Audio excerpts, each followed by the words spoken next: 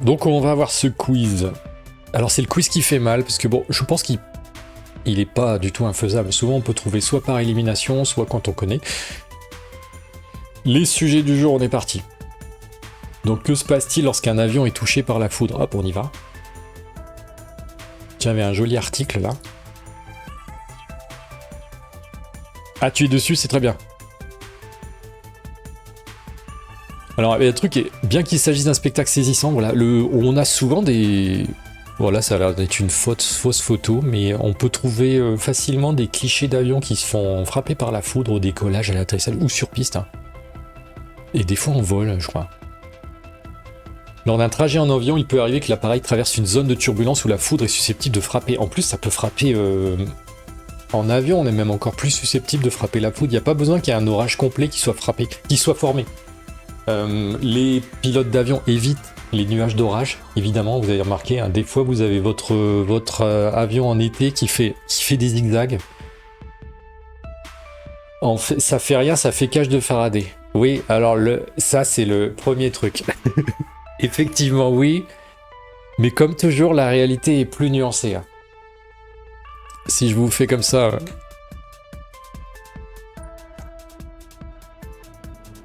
Dégâts foudre avion, regardez. Hein. Ça fait rien, mais... Comme l'idée... Enfin, la foudre, c'est quand même une circulation de charge et de courant absolument phénoménale. Ah voilà, là on voit une... Et là où ça passe, si la peau métallique est pas énorme, après ça se disperse dans les... Voilà, ça passe, ça fait l'effet de cage de Faraday, mais il y a quand même un point d'entrée, un point de sortie. Attendez, vous allez voir, il y en a des magnifiques. Hein. Qu'est-ce que vous en pensez de celui-là? Là, il me semble qu'il a carrément fait une ouverture. Il a cramé le truc. Hein. Perforation de la peau due à un impact de foudre sur un bombardier. Ici, on a le dôme radar. Le radome qui est devant. Bien.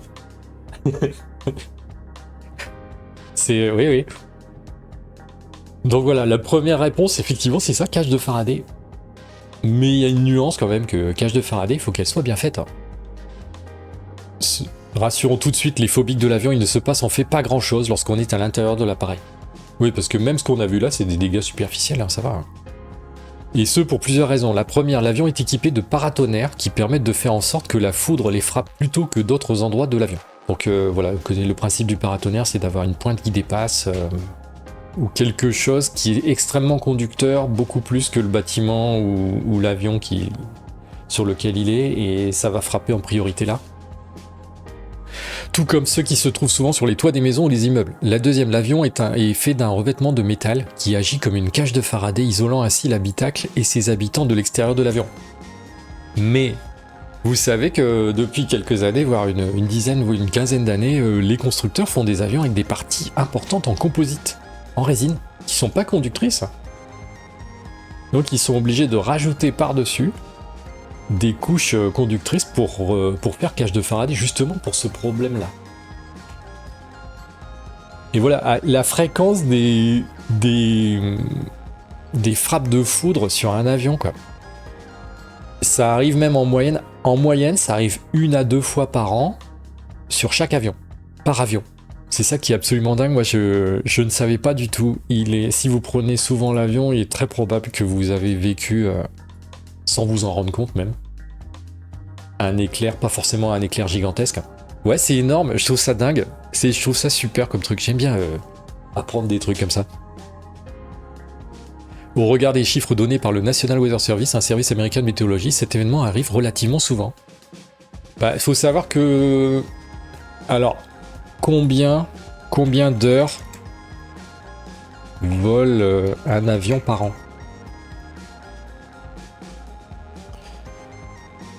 Une moyenne de 3000 à 4000 heures de vol par an. On va dire, on se met à 3500 et on imagine qu'il est touché une fois.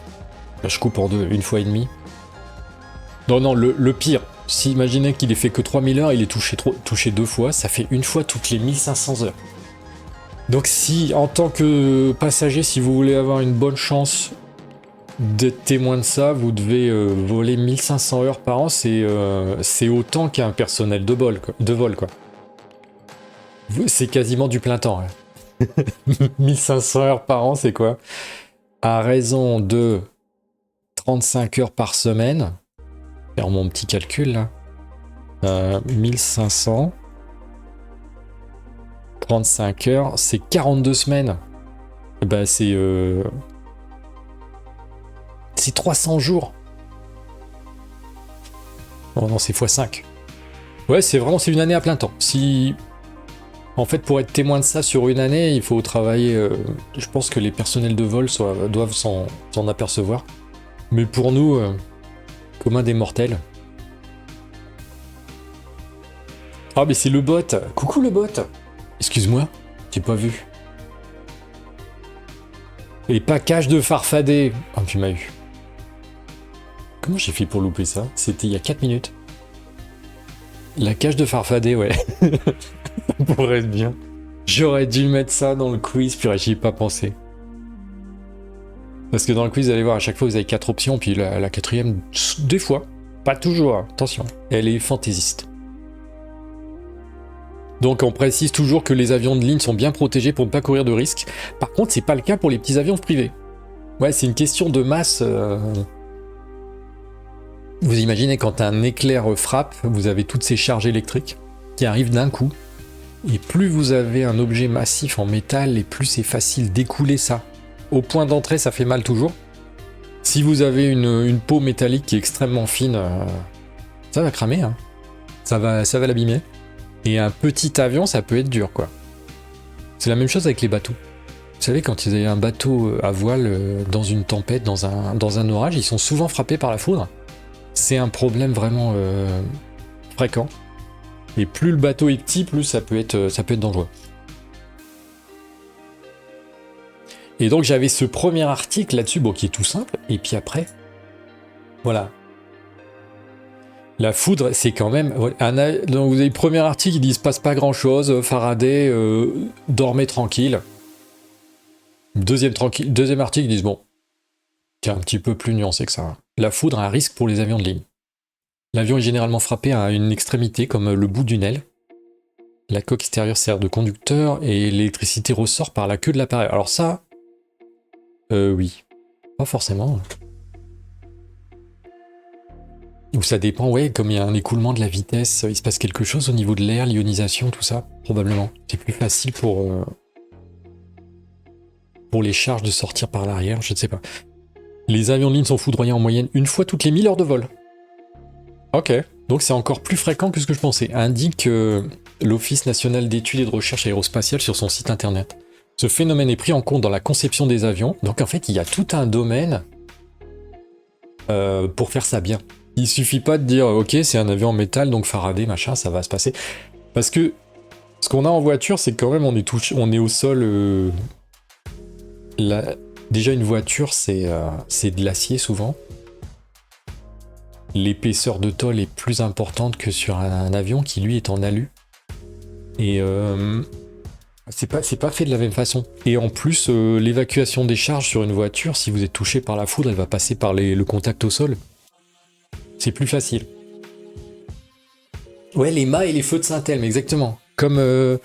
alors le feu de Saint-Elme, c'est quand t'es dans une atmosphère très chargée et t'as des petits éclairs qui se forment. Vous savez, comme dans une boule de plasma, là. Donc j'imagine qu'il y a des gens qui travaillent là-dessus, qui s'occupent de vraiment tout protéger dans l'avion et de bien disposer les choses, quoi. La foudre touche donc un appareil en moyenne une à deux fois par an. Elle se propage en général à la surface de l'avion, dont la surface est essentiellement composée d'aluminium, excellent conducteur d'électricité. L'alimentation électrique peut être touchée, mais après un grand fracas à bord de l'avion et une réinitialisation du système, tout remarche normalement. C'est intéressant de se dire que tu peux avoir... Il prévoit le fait que tu peux avoir à rebooter tous les systèmes d'un avion en vol et que ça ne devrait pas le gêner. Il devrait continuer sur sa trajectoire, il ne doit rien se passer. Je me rappelle quand j'étais gosse, la foudre est tombée vraiment tout près de mon village, ça a fait un bruit de dingue. Ouais, c'est ça. Des fois, c'est ce que Henri disait l'autre jour, il avait entendu... Il y avait un éclair qui tombe et tu entends le tonnerre quasi simultanément. Et on avait vu pas plus tard que la semaine dernière, il me semble que la vitesse du son est de 340 mètres secondes. Dans l'air, à la surface de la Terre. Voilà, au niveau de la mer, quoi. C'est ça. Et donc, 329 ? Oh bah, moi je... D'accord. Ah bah oui, tiens. Je dis pas de bêtises. Vitesse du son. 343, moi j'ai là. Ah, à 0 degré, on est à 330. À 20 degrés, 343. Ouais, on avait dit que c'était très dépendant de la température et curieusement beaucoup moins de la pression. Si tu montes dans l'atmosphère, la vitesse du son diminue. Mais la variation met son temps à s'installer, tandis qu'avec ça dépendait beaucoup plus de la température. La foudre peut avoir une conséquence mécanique, elle peut perforer l'appareil, mais normalement il peut continuer à voler. J'aime bien, c'est des phrases rassurantes comme ça. Écoutez, normalement, je ne veux pas trop... Observe Vincent Favé, expert auprès des tribunaux pour les accidents d'avion. C'est très rassurant. Dans un entretien à l'AFP. Qu'est-ce que vous en pensez? Oui, ça nous a planté sur une question du quiz. Ben voilà. Exact. Elle peut aussi endommager le système électrique se répercutant sur l'électronique de l'avion, ce qui est plus néfaste. Et c'est pour ça que les avions, il y a toujours des possibilités de tout faire à la mano. Hein. Vous avez remarqué, dans les cockpits d'avion, il y a ces roues. Quand vous sortez, quand le pilote ou le copilote sort les volets, enfin certaines choses, il y a des composants mécaniques qui tournent. Des roues qui se mettent à tourner et tout. Ça c'est fait pour que si jamais il n'y a plus d'électricité, il n'y a plus d'hydraulique, machin. Enfin, je crois que tu as quand même besoin d'hydraulique. Tu peux faire à la main, tu tournes. C'est très démultiplié, mais tu fais tourner les trucs. C'est comme ça que je repère où est l'orage. En comptant le nombre de secondes. Oui, voilà. Exactement. On multiplie par 300 en gros pour... Quoi si? Ou on divise par 3 et on multiplie par 10. Ça dépend. 9 secondes, hop, tu divises par 3, t'as 3 secondes, fois 10, t'as... Quoi? Ou par 1000. Ouais, tu divises par 3 et tu multiplies par 1000. T'as 3 km. C'est ça. Ouais. Puisque c'est à peu près 330, qui estime ça fait à peu près 333 mètres, bah... C'est pareil que diviser par 3 et multiplier par 1000. Ça peut être pratique quand t'as un nombre de secondes qui se divise par 3. Quoi. Au bout de 3 secondes, 1 km.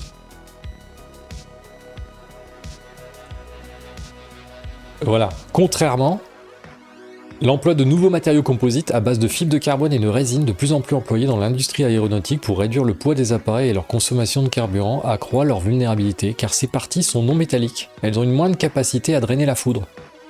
Alors on met de la métallisation. Au cours des dernières années, seulement 2 accidents d'avion semblent avoir été occasionnés par un impact de foudre. Ah oui, d'accord, quand même. Donc ça a causé des problèmes difficilement récupérables.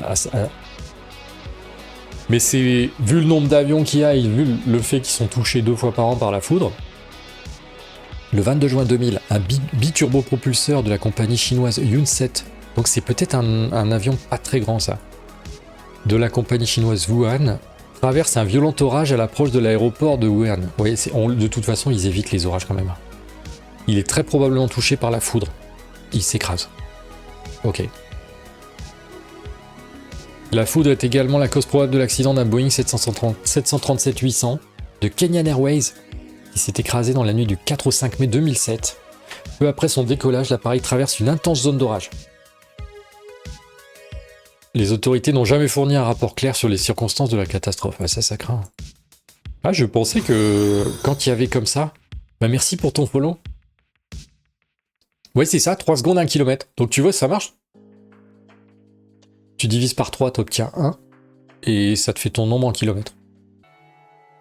Ouf. Le quiz qui fait mal.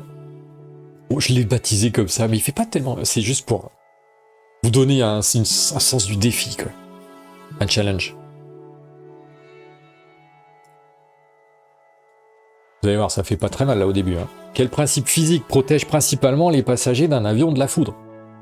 La cage de Faraday, l'effet Venturi, l'effet Doppler, l'effet pamplemousse.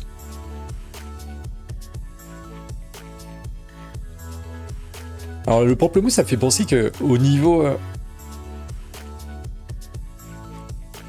électrique, vous savez qu'il y a... Parce qu'on pense tout de suite la peau de pamplemousse, l'effet peau d'orange, tout ça. Quand vous avez un courant très très fort, ou enfin, c'est pas très fort, mais qui augmente très rapidement. Par exemple, dans le cas de haute fréquence, très haute fréquence, où ça varie très rapidement. À l'intérieur d'un conducteur, il a tendance à passer, on appelle ça l'effet de peau. Le courant a tendance à passer à la surface plutôt qu'au cœur du métal. Ce qui est assez étonnant. Alors voilà, tout le monde n'a pas répondu. Sinon, il me mettrait... Tous les gens qui sont sur le quiz n'ont pas répondu. Ouais, ça valide. Pour le moment, je pense qu'il y a 6 personnes qui ont répondu. N'hésitez pas.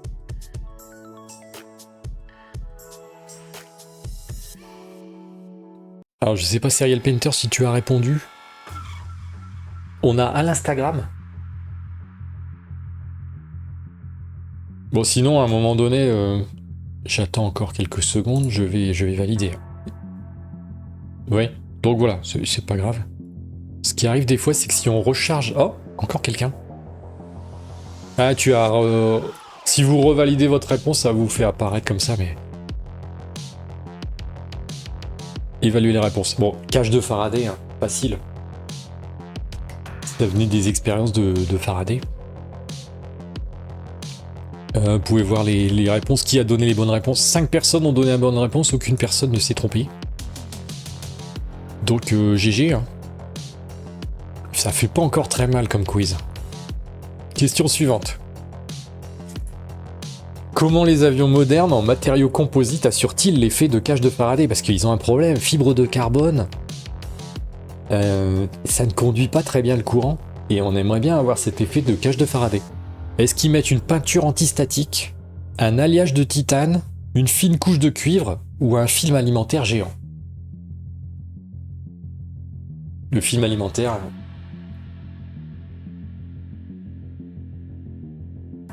Alors vous pouvez penser, qu'est-ce qui conduit bien l'électricité?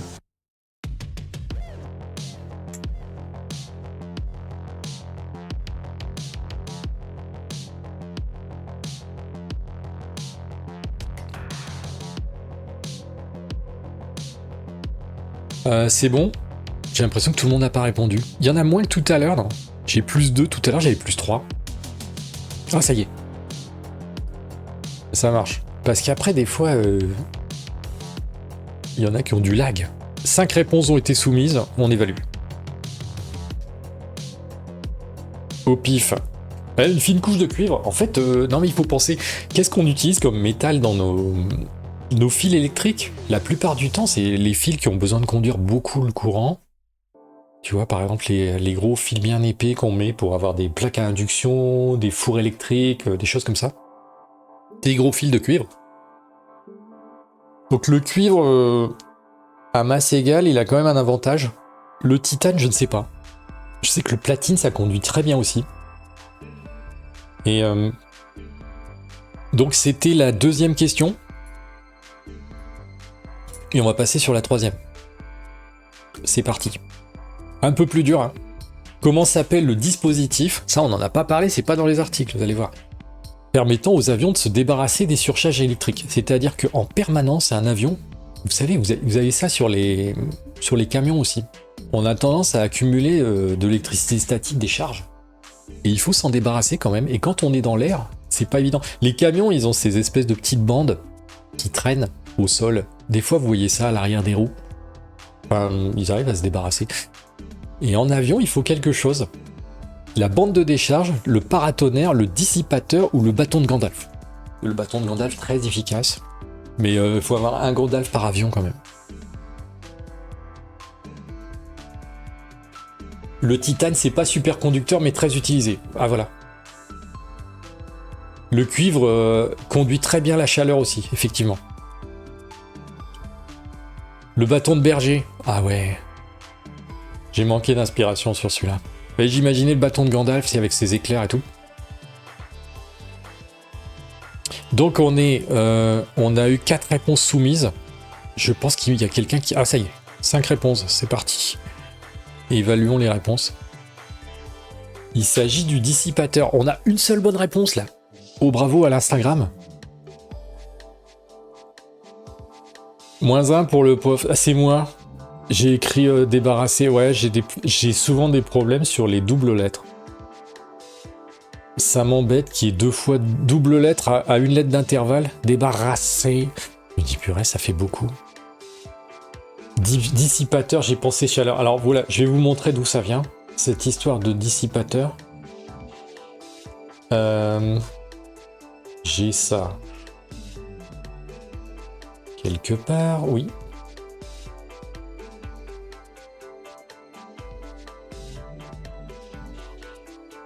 Oh, je me suis trompé. C'est le déperditeur. Ah non, mais c'est moi. J'ai copié, je suis trompé. Bah bravo. Mais c'était le plus proche. Hein. Déperditeur, c'est encore plus dur à trouver. Ah non, pour moi, c'est dissipateur de charge électrique. Dissiper. Ça change tout. Ah, flûte. Bah oui. Non, mais là, la boulette. C'est la boulette. Je suis désolé. Voilà, ça m'arrive de temps en temps. À la boulette. Entre le moment où j'ai lu cet article et le moment où j'ai fait... Voilà. Dissipateur. On dissipe les charges. Bon, au piquet. Les déperditeurs d'électricité statique. Donc maintenant, vous saurez, c'est ces petites choses qu'on voit à l'arrière des ailes. On voit plein de petites antennes comme ça, de petites barres de... Et ben, c'est des choses pour dissiper les charges. Leur rôle est de faciliter la dispersion de l'électricité statique qui s'accumule sur le fuselage. Là, l'avion va traverser des nuages fortement chargés en électricité. Donc là, on parle pas vraiment de la foudre, mais on n'est pas loin, puisque ça se passe... Surtout que le mot n'a pas été évoqué avant. Si tu sais pas, tu sais pas. Oui, voilà. Si j'ai dit c'est pas dans les articles, c'est la question difficile. Mais on peut trouver par élimination, parce que je vous dis, regarde, le paratonnerre, se débarrasser... le paratonnerre, il sert à attirer, à faire que l'éclair frappe à l'endroit où on veut qu'il frappe. La bande de décharge... Ouais. J'ai inventé ça, ouais. Mettez un grippin sur l'avion, ça fera case de Faraday. Bon, je me suis dit, je vais mettre quelque chose d'assez crédible. Effectivement. Ils sont généralement placés aux extrémités des ailes, sur les gouvernes ou les winglets et sur l'empannage. L'emploi de nouveaux matériaux composites à base de fibres de carbone et de résine, voilà, ça sert à réduire le poids des appareils. Ces parties non métalliques ont une moindre capacité à drainer la foudre. Les dispositifs ont fait la métallisation, c'est-à-dire on les recouvre d'une fine couche de cuivre. C'est dans cet article qu'il y avait le cuivre. Attendez une seconde, tout.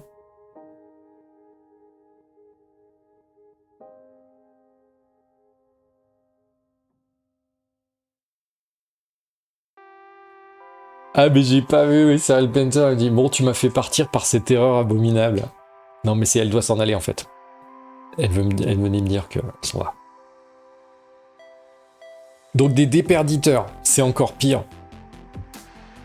Les balais. Alors ils montrent comment ça marche.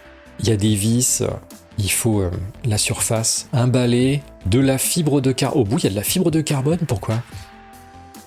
On a des centaines de fibres de carbone individuelles enveloppées dans une gaine de 7 à 20 cm de long. Chaque fibre se termine en pointe pour créer un fort... ouais, c'est... tout ce qui est charge électricité statique, il faut savoir que ça a tendance à s'accumuler sur les pointes. Quand vous avez un objet qui a des pointes, vous avez plus de charge aux pointes, qui attire la charge statique et permet aux électrons de s'écouler et de revenir dans l'atmosphère. Cette charge électrique peut finalement devenir si grande que les électrons en essai... Voilà. Vous pouvez avoir une telle charge électrique sur un avion qui passe dans des nuages chargés d'électricité que les charges s'accumulent là au bout. Et vous avez une couronne sur des surfaces comme les antennes de communication et de navigation qui transmettent et reçoivent les ondes radio. Ça peut gêner les communications et tout. La pointe avion de l'avant, vous savez que dans tous les avions, à l'avant, le nez est creux et c'est là que se trouve le radar. Et le fameux ILS, le système qui permet de guider précisément sur la piste. C'est en bout de piste, les antennes ILS et le radar météo. Pour que ces émetteurs-récepteurs puissent communiquer, le radome est un matériau composite non conducteur, donc c'est totalement transparent aux radiations du radar et ne contient pas de pigments métalliques dans sa peinture, pour éviter les perturbations de fonctionnement. Des bandelettes métalliques sont intégrées dans le radome pour assurer la conductivité électrique et capter la foudre qui frappe régulièrement les extrémités des avions. C'est pour ça que tu risques d'avoir des dégâts là, quand c'est frappé par la foudre, parce que ça peut pas être métallisé cette pièce-là. Ça ferait écran et les instruments à l'intérieur ne fonctionneraient pas. Lorsque l'avion est au sol, son potentiel est ramené à la Terre par des tresses. Ah oui, ils ont aussi des tresses. Des tresses entre les roues du train sur les avions d'ancienne génération et par la conductivité des pneus. C'est pas moi. Ah C'est qui alors? Ah mais, Je sais mais qui coucou c'est, Lauriane. mais je dirai rien. C'est là aussi qu'on a le radar Doppler, si mes souvenirs sont bons. Oui, il y a une grande quantité d'instruments en fait. Et je me demande si c'est pas là qu'ils ont des altimètres, l'altimètre radar. Ou c'est la même chose, c'est le même radar peut-être. Non, il y a le radar météo, le système d'atterrissage automatique, et puis il y a un altimètre qui fonctionne directement en envoyant un écho vers le sol, enfin en recevant un écho du sol, et ça c'est quoi? C'est un altimètre radar, hein. Bonjour. Ah voilà, tu as retrouvé mon vrai nom, hein, grand maître de ces lieux. En toute modestie. Bon, d'un autre côté, c'est un lieu virtuel, donc être grand maître d'un stream, totalement comme ça, je peux vous faire visiter ma maison, mon domaine, c'est visiter rapidement, hein. Vous voyez, alors ici en haut, vous avez le coin supérieur gauche. Là, je vous montre le chat que j'ai aménagé moi-même. Alors ces rideaux-là, c'est pas moi.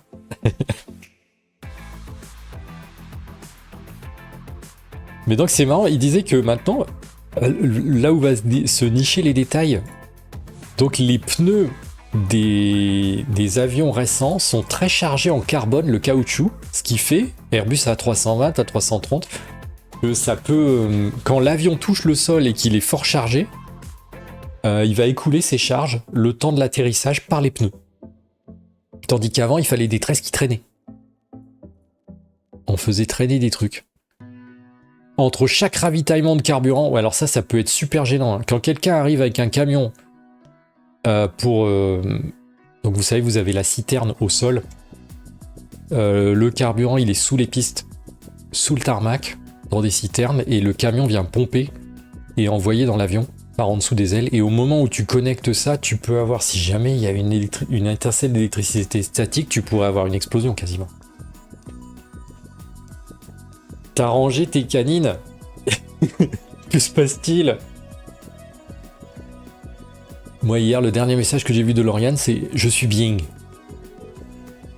Tu as eu ton air conditionné, il est installé, ça y est, c'est fini, les ouvriers sont partis. L'autre jour avec Lauriane, on essayait de comprendre dans quelle langue parlaient les ouvriers qui étaient chez elle. Et on n'a pas réussi. Ça avait pas l'air d'être du français, ça c'est sûr. Mais le problème, c'est que l'enregistrement que tu as envoyé, comme ça coupait, c'était juste en dessous du seuil de détection du micro, ça faisait hop, hop, hop, hop, hop. Tu as intérêt à avoir une bonne mise à la terre, hein, quand tu fais le plein. Oui, c'est ça. Entre chaque ravitaillement de carburant, le pompiste va utiliser un fil muni d'une pince métallique qui va relier le camion à l'un des points du train d'atterrissage. Donc il va d'abord, première chose, il amène son camion.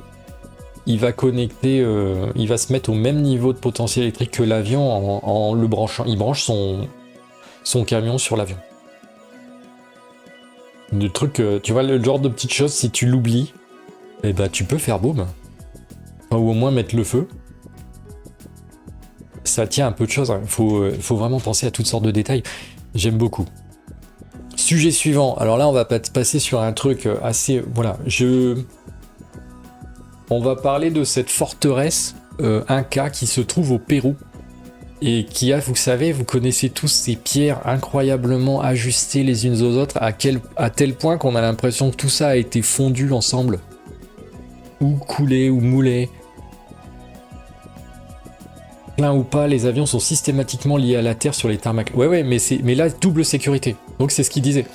l'avion, il est lié à la Terre par une tresse avant, qui traîne par terre, mais maintenant, c'est les pneus suffisent. Et pour double sécurité, quand les camions de ravitaillement de kérosène viennent se mettre à côté, ils se branchent en plus le plus directement possible à l'avion pour éviter... Parce que le camion lui-même, il pourrait avoir de l'électricité statique, ça arrive, hein, quand on sort d'un véhicule. Bon, des fois, on a un petit coup de... On sent qu'il s'est passé quelque chose, on touche,